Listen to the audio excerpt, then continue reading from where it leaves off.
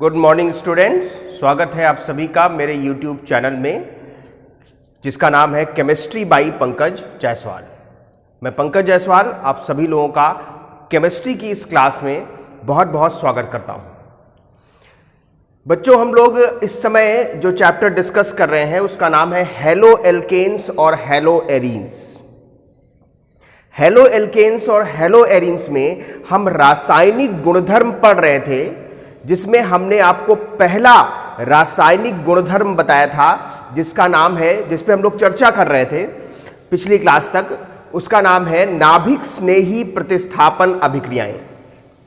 नाभिक स्नेही प्रतिस्थापन अभिक्रियाओं में मैंने आपको बताया था, एक बार फिर बता रहा हूं कि नाभिक स्नेही पहले तो मैं आपको पिछली क्लास में क्लियर नहीं कर पाया था, आज की क्लास में क्लियर कर देता हूं कि देखिए, जिनको नहीं पता है वो समझ लें कि प्रतिस्थापन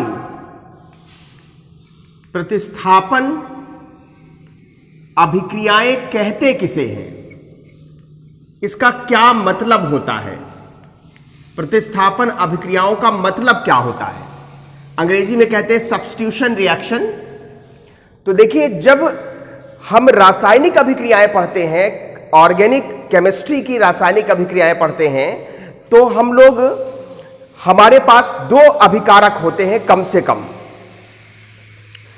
एक अभिकारक ऐसा होता है जिस पे दूसरा अभिकारक आक्रमण करता है, यानी अटैक करता है। एक अभिकारक पे दूसरा अभिकारक अटैक करता है। जिस अभिकारक पर अटैक होता है उसे सबस्ट्रेट अणु कहते हैं। क्या कहते हैं? सबस्ट्रेट अणु। और जो अटैक करता है उसे अभिकर्मक कहते हैं। अभिकर्मक नाभिक स्नेही और इलेक्ट्रॉन स्नेही दो प्रकार के होते हैं, है ना।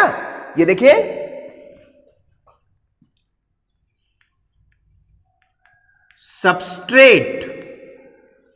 सबस्ट्रेट अणु, अंग्रेजी में कहेंगे सबस्ट्रेट मॉलिक्यूल।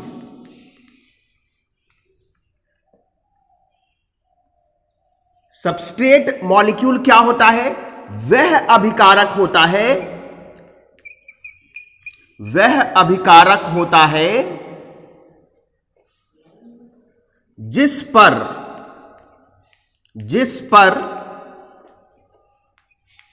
दूसरा अभिकारक, जिसे अभिकर्मक कहते हैं,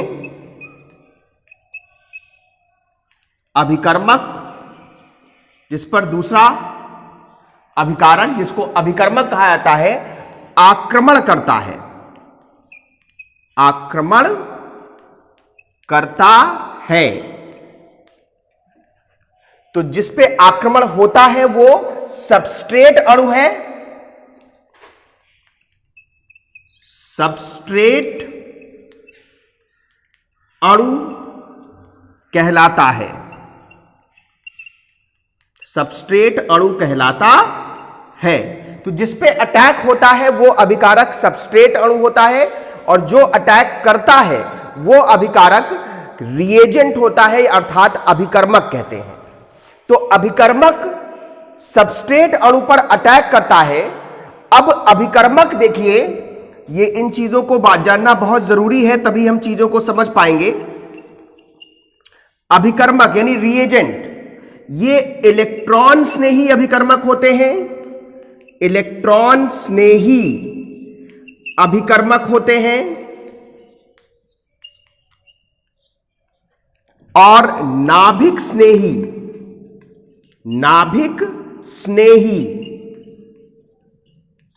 अभिकर्मक होते हैं। इलेक्ट्रॉन स्नेही अभिकर्मक जिनके पास इलेक्ट्रॉनों की कमी होती है, इलेक्ट्रॉनों की कमी होती है, और नाभिक स्नेही अभिकर्मक वे हैं जिनके पास इलेक्ट्रॉनों की अधिकता होती है। इलेक्ट्रॉनों की अधिकता होती है ना। तो ये इलेक्ट्रॉन स्नेही अभिकर्मकों के पास इलेक्ट्रॉनों की कमी है ना। तो इनको इलेक्ट्रॉन की जरूरत होती है, इनको इलेक्ट्रॉन चाहिए। इलेक्ट्रॉन जहां पे इनको मिलेंगे वहां से इलेक्ट्रॉन ले लेंगे, है ना। तो ये कैसे होते हैं? इलेक्ट्रॉन लविंग होते हैं, और ये इनके पास इलेक्ट्रॉनों की अधिकता है। तो ये कहां जाएंगे? जिनके पास इलेक्ट्रॉनों की कमी होगी, नाभिक में इलेक्ट्रॉन नहीं होते, इसलिए क्या होते हैं? न्यूक्लियस लविंग होते हैं। न्यूक्लियस लविंग होते हैं, मतलब ये नाभिक पे अटैक करना चाहते हैं, या ऐसे सेंटर पे अटैक करना चाहते हैं जहां पे इलेक्ट्रॉनों की कमी होती है। तो इसमें देखिए, इलेक्ट्रॉन स्नेही अभिकर्मक के बारे में बात करें तो इलेक्ट्रॉन स्नेही अभिकर्मक इलेक्ट्रॉन धनी केंद्रों पर आक्रमण करते हैं,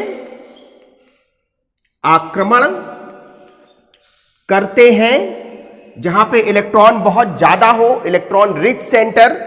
और नाभिक स्नेही अभिकर्मक इलेक्ट्रॉन की कमी वाले केंद्रों पर आक्रमण करते हैं। इलेक्ट्रॉन की कमी वाले केंद्रों पर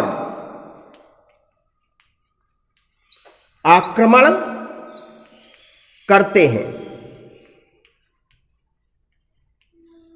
भाई, इसके पास इलेक्ट्रॉन की कमी है, इलेक्ट्रॉन स्नेही अभिकर्मक के पास इलेक्ट्रॉन की कमी है, तो ये ऐसी जगह जाएगा जहां इसको इलेक्ट्रॉन मिले। तो जिस जगह पर अटैक करेगा वहां इलेक्ट्रॉन धनी केंद्र होंगे, इलेक्ट्रॉन ढेर सारे होंगे। और नाभिक स्नेही अभिकर्मकों के पास इलेक्ट्रॉन की अधिकता है, तो ये ऐसे केंद्रों पर अटैक करेंगे जहां पर इनको इलेक्ट्रॉन अपना डोनेट करने को मिले, मतलब इलेक्ट्रॉन की कमी वाले केंद्र। जाहिर सी बात है, इलेक्ट्रॉन स्नेही अभिकर्मक की बात करें तो इलेक्ट्रॉन स्नेही अभिकर्मक, ऊपर लिख दे रहे हैं, जहां जगह मिलती जा रही लिखते जा रहे हैं। इलेक्ट्रॉन स्नेही अभिकर्मक ये क्या करेंगे? ऐसी जगह अटैक करेंगे जहां इलेक्ट्रॉन ढेर सारे हों। क्यों अटैक करेंगे? कि उनसे इलेक्ट्रॉन ये लेंगे, और लेंगे तो इलेक्ट्रॉन कहां रहता है? ऑर्बिटलों में रहता है। तो इनके पास रिक्त ऑर्बिटल होने चाहिए जिसमें ये इलेक्ट्रॉन रख सकते हो, है ना। तो इनके पास रिक्त ऑर्बिटल होते हैं, रिक्त ऑर्बिटल होते हैं जिनमें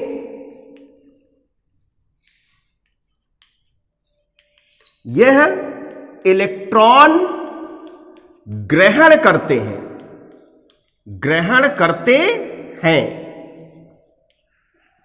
और ये नाभिक स्नेही अभिकर्मकों के पास क्या है?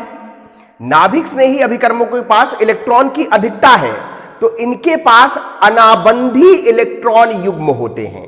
कैसे इलेक्ट्रॉन युग्म होते हैं? अनाबंधी, जो बॉन्डिंग में पार्टिसिपेट नहीं किए, है ना। तो इनमें अनाबंधी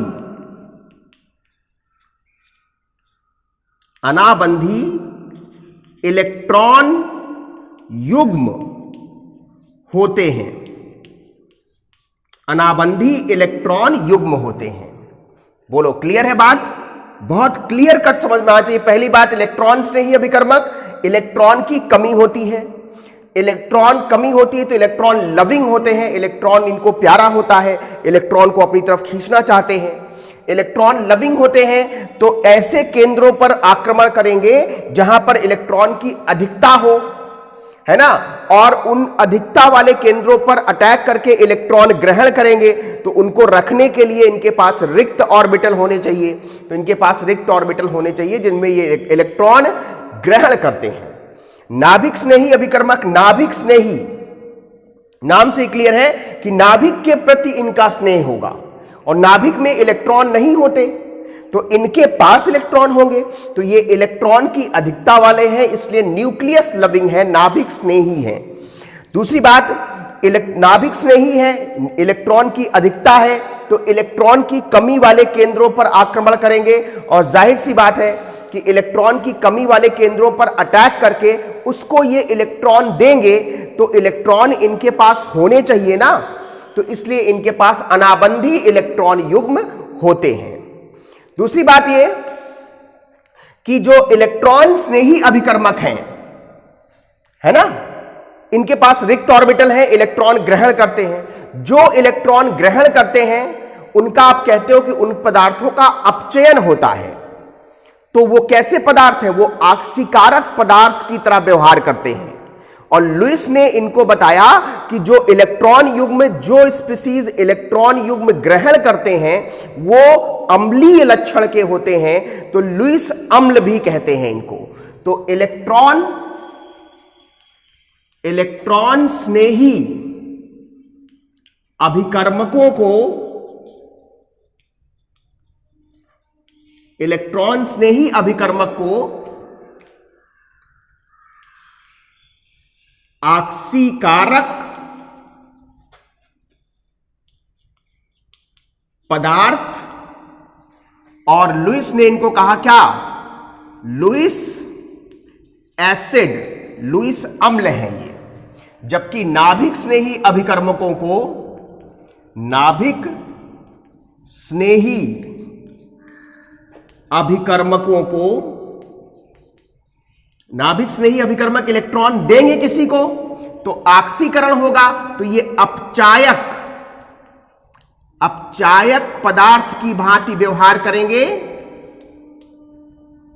और लुईस ने इनको क्षार कहा, तो इनको लुईस बेस कहते हैं, लुईस क्षार कहते हैं।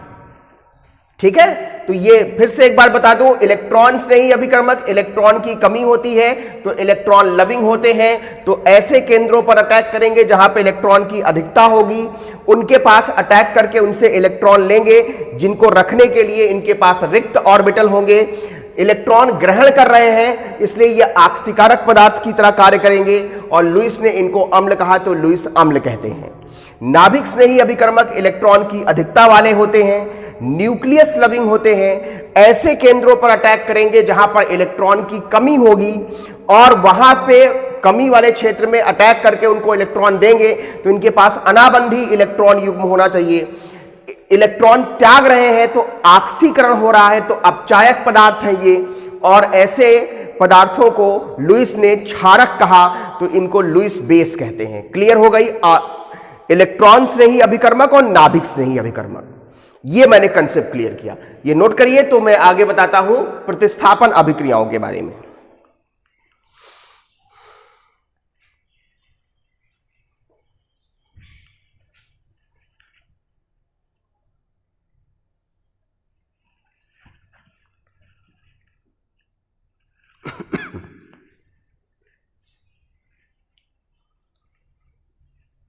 सबस्ट्रेट अणु सबको क्लियर हो गया होगा। वो अभिकारक मैंने बताया, अभिक्रिया में दो अभिकारक होते हैं। पहला अभिकारक वो जिस पे दूसरा अभिकारक अटैक करता है, आक्रमण करता है, तो जिस पे आक्रमण होता है वो सबस्ट्रेट अणु है, और जो आक्रमण करता है वो अभिकर्मक है, रिएजेंट है। रिएजेंट को ही हमने यहां क्लासिफाई किया, इलेक्ट्रॉन स्नेही अभिकर्मक और नाभिक स्नेही अभिकर्मक। इंग्लिश में कहते हैं इलेक्ट्रोफाइल, और इसको कहते हैं न्यूक्लियोफाइल।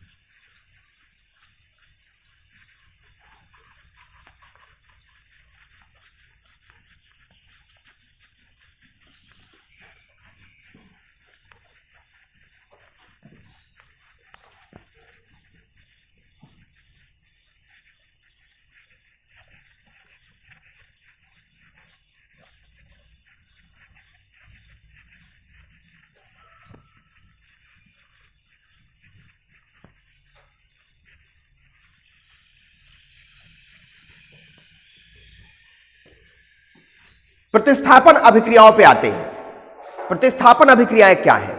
देखिए, जब किसी कार्बनिक अभिक्रिया में, कार्बनिक रसायन पढ़ रहे हैं तो कार्बनिक अभिक्रिया, जब किसी कार्बनिक अभिक्रिया में सबस्ट्रेट अणु से कोई परमाणु या परमाणु का समूह किसी दूसरे परमाणु या परमाणु के समूह से प्रतिस्थापित हो जाए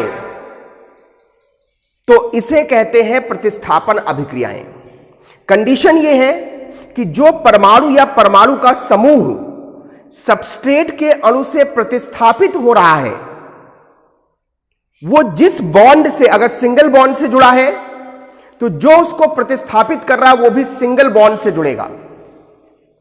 मतलब आबंधन क्षमता समान होनी चाहिए, आबंधन क्षमता समान होनी चाहिए, बॉन्डिंग कैपेसिटी सेम होना चाहिए, है ना। और सबस्ट्रेट अणु का शेष मॉलिक्यूल पे कोई फर्क नहीं पड़ना चाहिए, है ना। यह प्रतिस्थापन अभिक्रिया है। तो देखिए,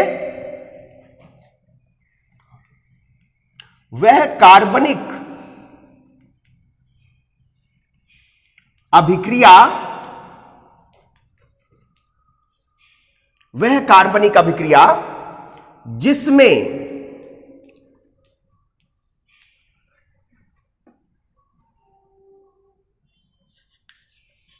सबस्ट्रेट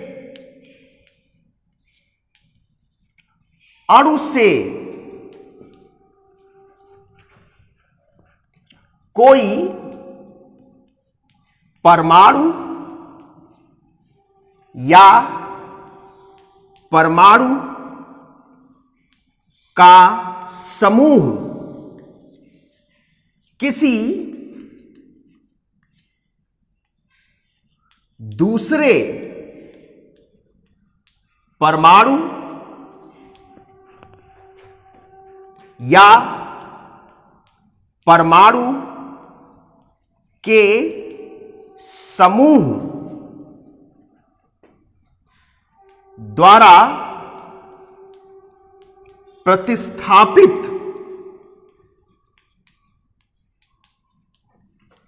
हो जाता है तो इसे प्रतिस्थापन अभिक्रिया कहते हैं।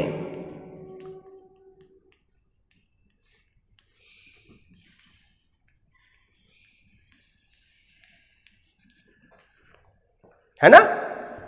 इस अभिक्रिया में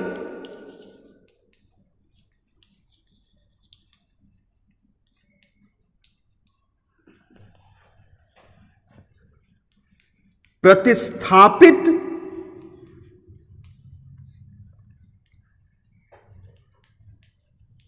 होने वाले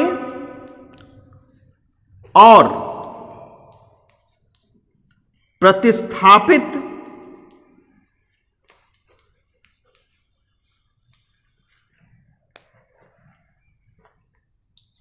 करने वाले समूहों की आबंधन क्षमता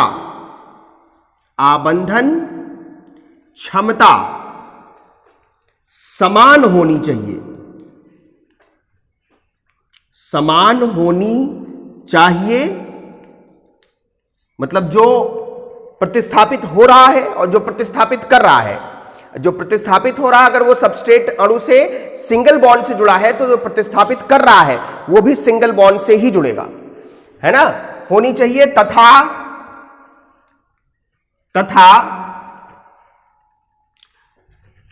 सबस्ट्रेट अणु के शेष भाग पर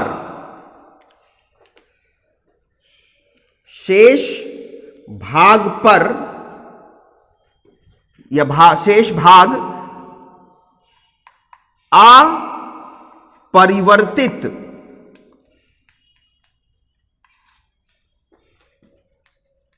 रहना चाहिए। तो ये प्रतिस्थापन अभिक्रियाएं हैं। जैसे मैं उदाहरण भी आपको दे रहा हूं, उदाहरण देखिए, जैसे हमने C2H6 लिया, क्लोरीन से इसकी अभिक्रिया करवाई सूर्य के प्रकाश की उपस्थिति में, तो हर बार क्लोरीन एक हाइड्रोजन को हटाता जाएगा, एक HCl निकल जाएगा और ये बन जाएगा C2H5Cl। अब ये प्रक्रिया चलती रहेगी, ये प्रक्रिया चलती रहेगी, फिर एक HCl निकलेगा तो C2H4Cl2, फिर यहां से वही चीज क्लोरीन सूर्य के प्रकाश में, फिर एक HCl निकल जाएगा तो C2H3Cl3।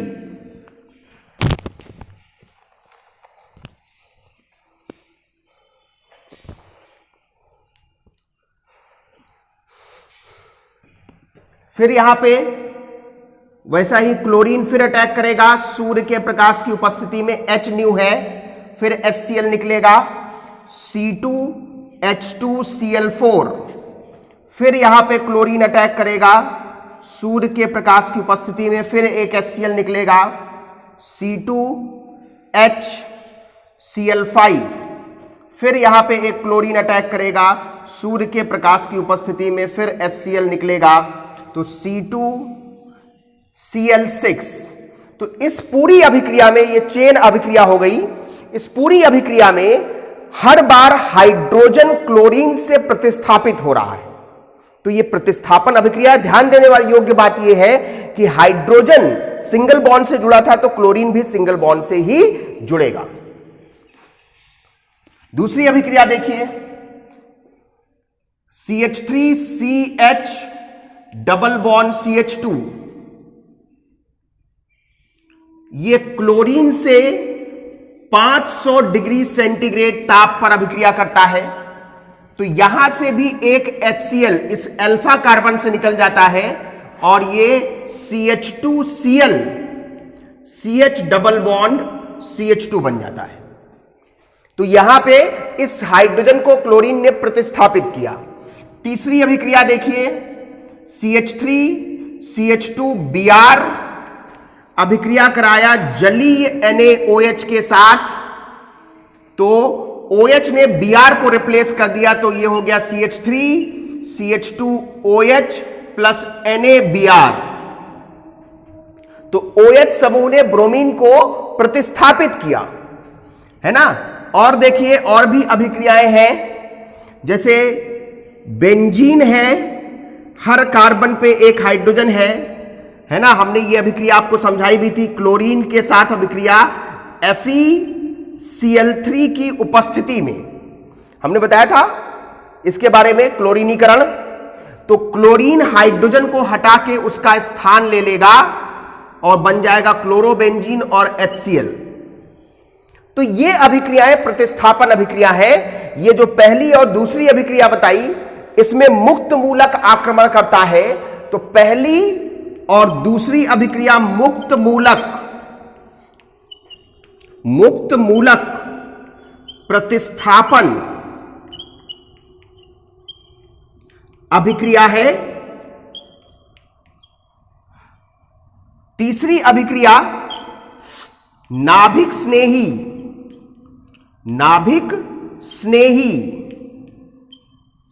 प्रतिस्थापन अभिक्रिया है।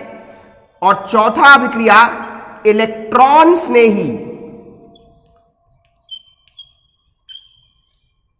प्रतिस्थापन अभिक्रिया है। तो कौन सा अभिकर्मक अटैक करने वाला अभिकर्मक अगर मुक्त मूलक है तो वो मुक्त मूलक को निकालेगा। नाभिक स्नेही है, देखो OH माइनस ने अटैक किया, नाभिक स्नेही है तो Br माइनस निकला, नाभिक स्नेही को प्रतिस्थापित करेगा। और Cl प्लस H प्लस को प्रतिस्थापित करना मतलब कि इलेक्ट्रॉन स्नेही अभिकर्मक को ही प्रतिस्थापित करेगा। यह प्रतिस्थापन अभिक्रिया की खास बात है, ठीक है।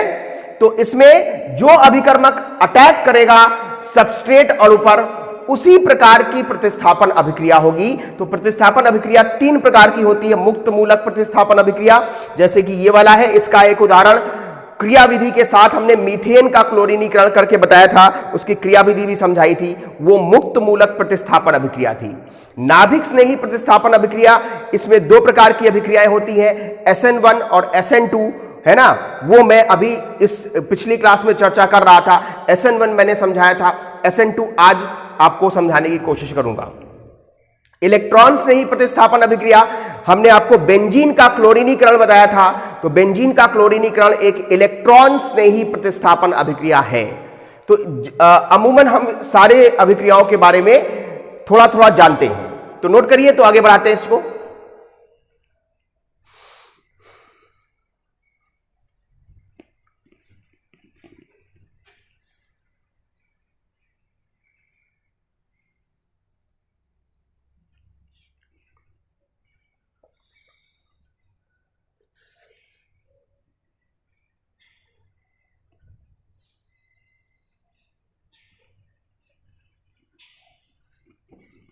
चलिए, तो पिछली क्लास में प्रतिस्थापन अभिक्रिया समझ में आ गई। हम लोग नाभिक स्नेही प्रतिस्थापन अभिक्रियाओं के बारे में बात कर रहे थे।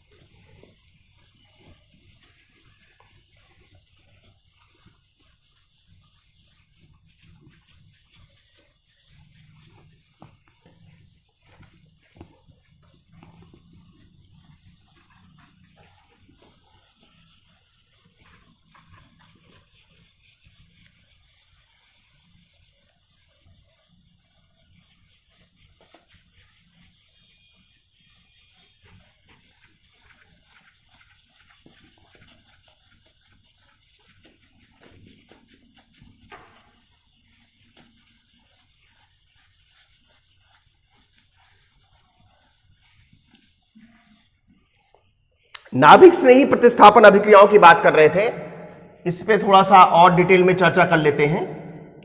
नाभिक स्नेही प्रतिस्थापन अभिक्रिया,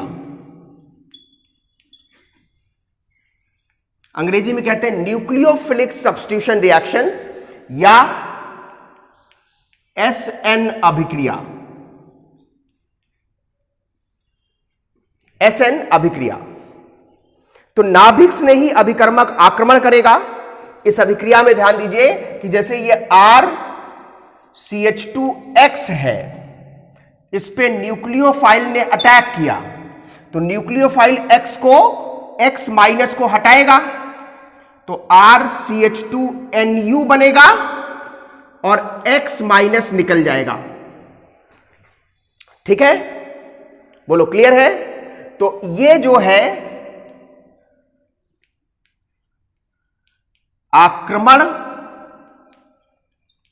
आक्रमणकारी अभिकर्मक का काम करेगा, क्योंकि आक्रमण करके हटा रहा है ना। और ये विलोपित समूह का काम करेगा, विलोपित समूह का काम करेगा। ठीक है, तो इसे विलोपित समूह कहेंगे, इसको आक्रमणकारी अभिकर्मक कहेंगे। इसकी अभिक्रियाशीलता सबस्ट्रेट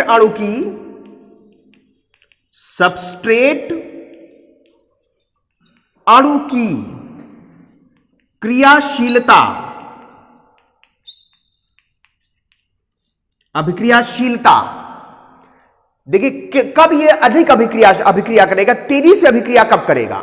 तो देखिए तेजी से अभिक्रिया ये तब करेगा जब X आसानी से हट जाए, है ना।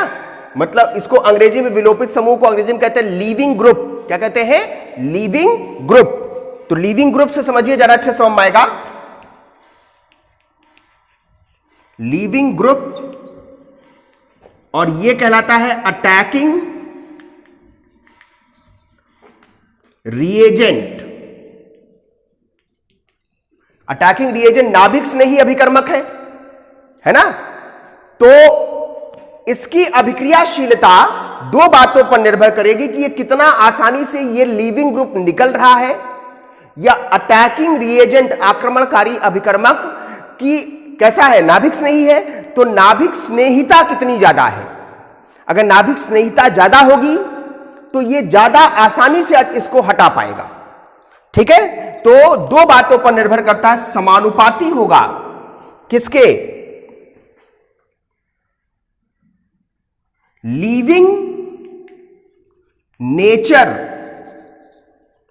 लीविंग नेचर मतलब निकलने की प्रकृति, इसके निकलने की प्रकृति of leaving group, leaving group का लीविंग नेचर जितना अच्छा होगा, जितना आसानी से निकल जाएगा उतना अच्छी बात है। और दूसरी बात यह निर्भर करेगा इसकी नाभिक स्नेहिता पर, नाभिक स्नेही अभिकर्मक, नाभिक स्नेही अभिकर्मक की नाभिक स्नेहिता, न्यूक्लियोफिलिसिटी। और एक बात और जान लीजिए कि जो लीविंग नेचर होता है वो नाभिक स्नेहिता के व्युत्क्रमानु, अगर नाभिक, ये भी तो नाभिक स्नेही अभिकर्मक है जो हट रहा है, जो निकल रहा है, तो यहां पे इसकी ये आसानी से कब निकलेगा, जब इसका नाभिक स्नेहिता कम होगी, कम होगी तो यह आसानी से इसके द्वारा निकल जाएगा, और इसकी नाभिक स्नेहिता अधिक होगी। तो देखिए लीविंग नेचर जो होता है, लीविंग नेचर ये व्युत्क्रमानुपाती होता है नाभिक स्नेहिता के, नाभिक न्यूक्लियोफिलिक कैरेक्टर, न्यूक्लियोफिलिसिटी, नाभिक स्नेहिता। तो जितना जितना ज्यादा इसकी नाभिक स्नेहिता होगी उतना इसको निकलने में दिक्कत होगी और उसकी अभिक्रियाशीलता कम हो जाएगी।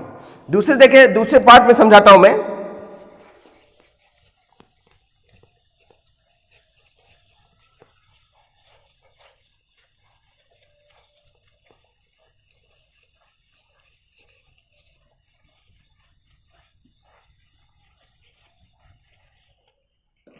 जैसे देखिए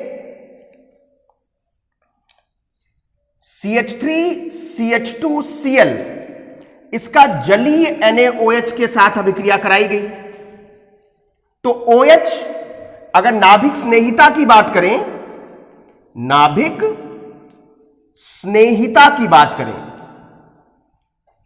तो OH माइनस आयन की नाभिक स्नेहिता क्लोराइड आयन से ज्यादा होती है, तो OH minus ion chloride ion को आसानी से हटा देगा, ये OH बन जाएगा और ये NaCl बन जाएगा।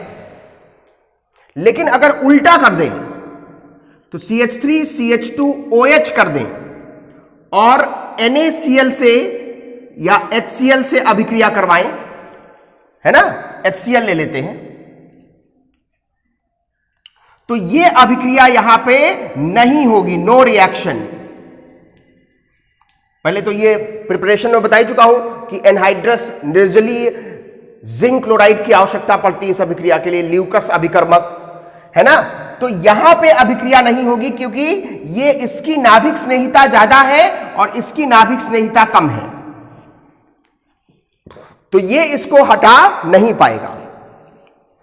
जबकि दूसरी तरफ देखें, पहला उदाहरण, दूसरा उदाहरण देखिए, CH3CH2Cl को अगर NaSH से अभिक्रिया कराई जाए, NaSH से, तो SH माइनस होता है, ये भी नाभिक स्नेही अभिकर्मक है, ये भी क्लोराइड को हटा देगा, CH3CH2SH बन जाएगा और NaCl बन जाएगा।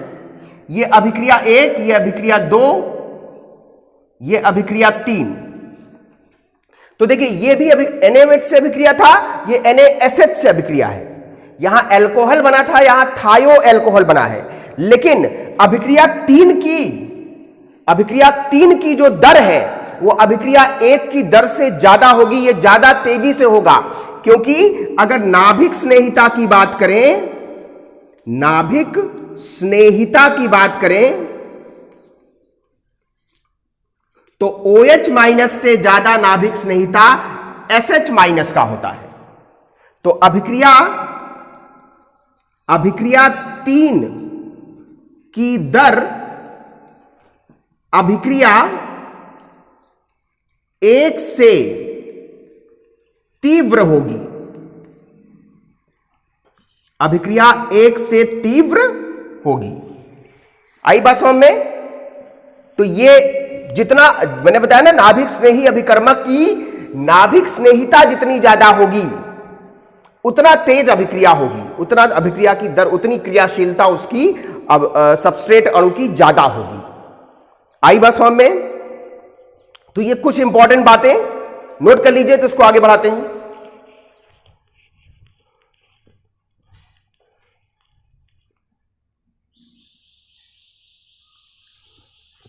नाभिक स्नेहिता को समझना बहुत जरूरी है।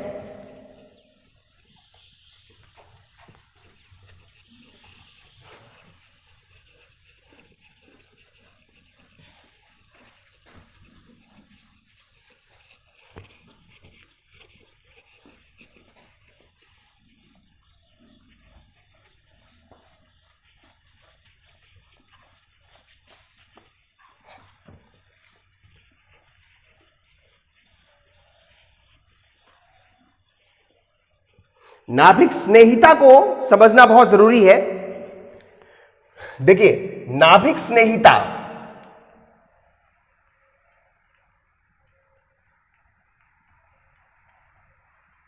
अंग्रेजी में कहते हैं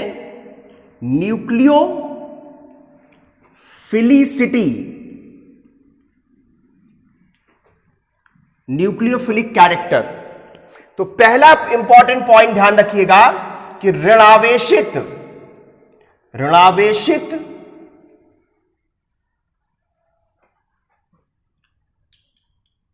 अभिकर्मक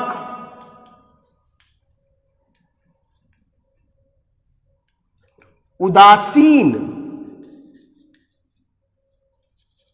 अभिकर्मक से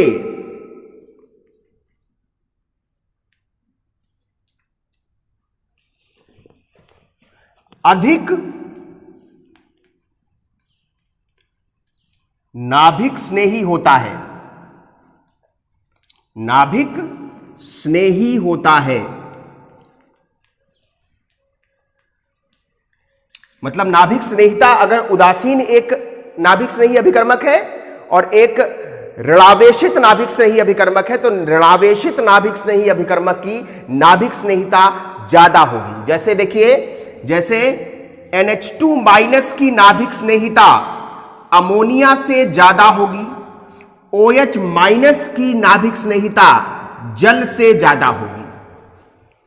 दूसरी बात, आवर्त मतलब आवर्त सारणी में, आवर्त में बाएं से दाएं जाने पर नाभिक स्नेहिता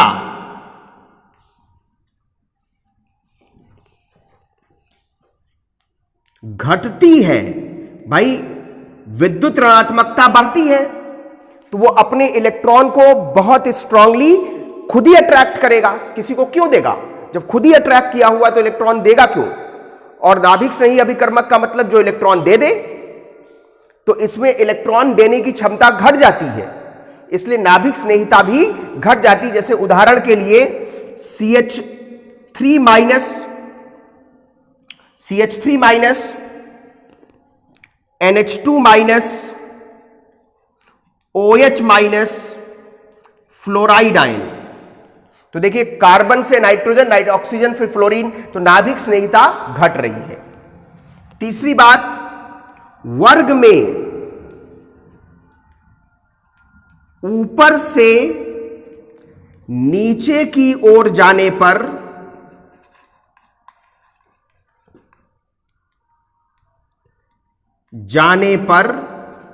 नाभिक स्नेहिता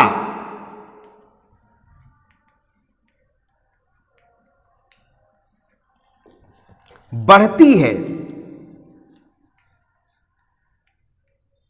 बढ़ती है, नीचे की तरफ जाओगे वर्ग में तो विद्युत ऋणात्मकता घटेगी, तो इलेक्ट्रॉन आसानी से वो स्पीसीज आसानी से इलेक्ट्रॉन किसी को दे पाएगा, तो नाभिक स्नेहिता बढ़ जाती है।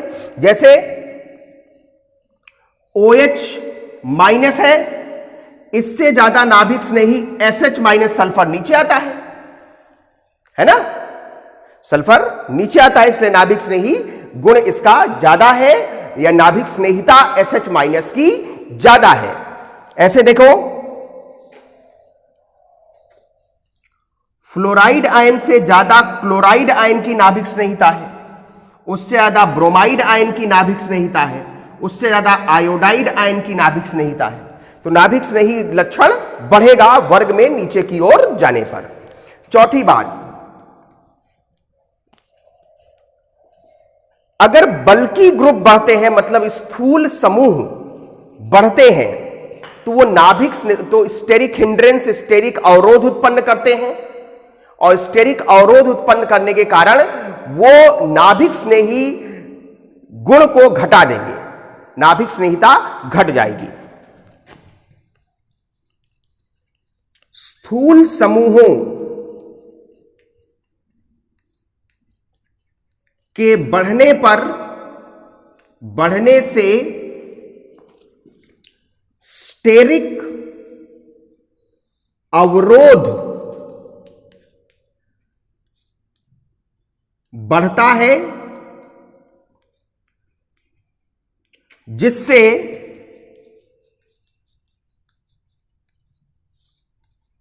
नाभिक स्नेहिता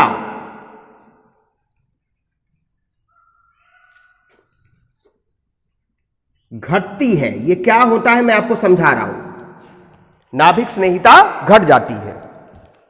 ये होता क्या है, स्थूल समूह और स्टेरिक अवरोध क्या होता है, ये मैं आपको समझाता हूं।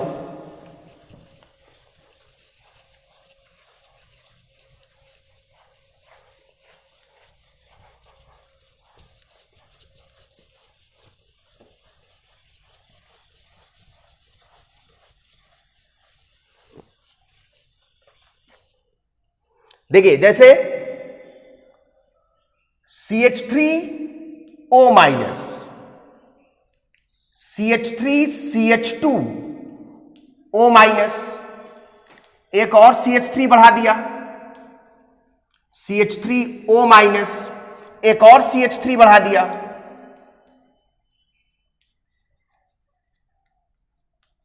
तो देखिए, अगर पृष्ठ क्षेत्रफल की बात की जाए तो एल्किल समूहों में से सबसे अधिक पृष्ठ क्षेत्रफल होता है CH3 का।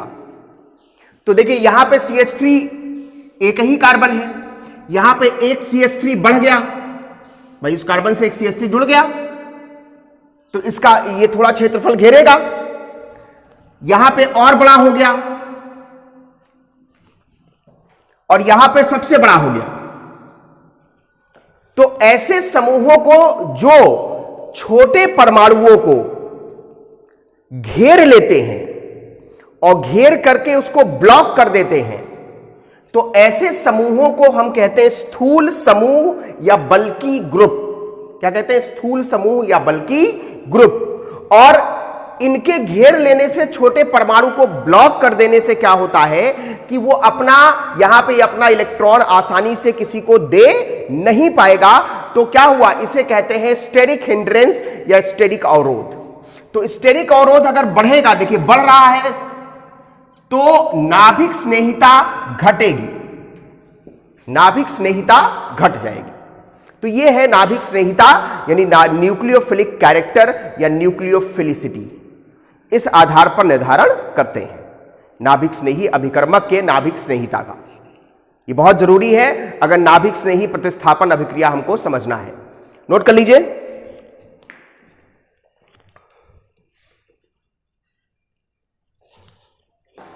इसको नोट कर लीजिए। अब इतनी बातें हम समझ चुके हैं कि हम नाभिक स्नेही प्रतिस्थापन अभिक्रिया को डिटेल में समझ सकें। SN1 अभिक्रिया मैंने आपको पहले ही बता दी है। अब अगली क्लास में हम चर्चा करेंगे SN2 अभिक्रिया पर। इसी को और डिटेल में कि नाभिक स्नेही प्रतिस्थापन अभिक्रियाएं दो प्रकार की होती हैं, है ना, एक अणुक नाभिक स्नेही प्रतिस्थापन अभिक्रियाएं और द्वि अणुक नाभिक स्नेही प्रतिस्थापन अभिक्रियाएं। एक अणुक हमने समझा दिया है, द्वि अणुक मैं अब आपको बताऊंगा। नेक्स्ट मिलते हैं नेक्स्ट क्लास में। और सबसे इंपॉर्टेंट बात यही है कि आप अगर अभी तक आपने अगर मेरे YouTube चैनल को सब्सक्राइब नहीं किया है तो आप वीडियो के डिस्क्रिप्शन में जाइए, वहां पे रेड कलर से सब्सक्राइब का बटन होगा, सब्सक्राइब का बटन दबाइए, बेल आइकन आएगा, बेल आइकन पे ऑल नोटिफिकेशन पे क्लिक करिए, जिससे आपको आने वाले वीडियोस के टाइम टू टाइम नोटिफिकेशन प्राप्त होते रहें और आप बिना किसी बाधा या अवरोध के, बिना किसी स्टेरिक हिंड्रेंस के, स्टेरिक अवरोध के अपनी पढ़ाई जारी रख सकें। तो मिलते हैं अगली क्लास में नए टॉपिक के साथ। तब तक के लिए सभी लोगों का बहुत बहुत धन्यवाद।